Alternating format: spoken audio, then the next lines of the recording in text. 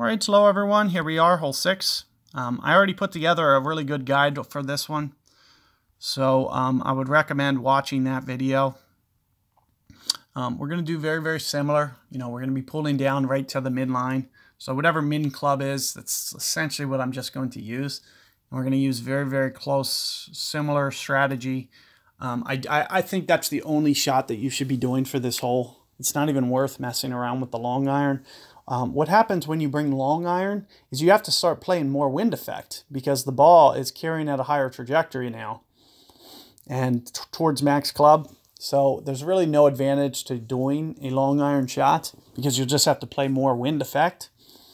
So playing the wind effect will be, marginally easier when you do it this way. So that's what I'd recommend for you guys. And you can already see, after my very first attempt that I was already, all over it. So very good opportunity here.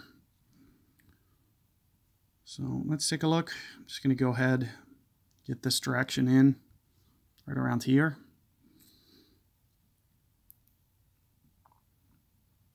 And again, I mentioned this, landing on the fairway, it's very hilly.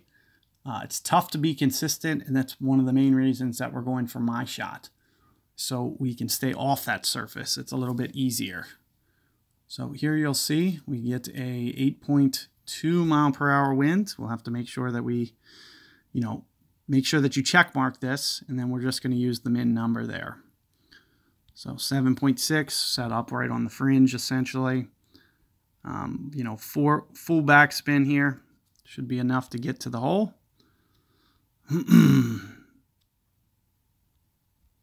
Other than this, land on the fringe plus some curl, because you can see that we'll have to play some wind effect as well. So 7.6 rings with some curl.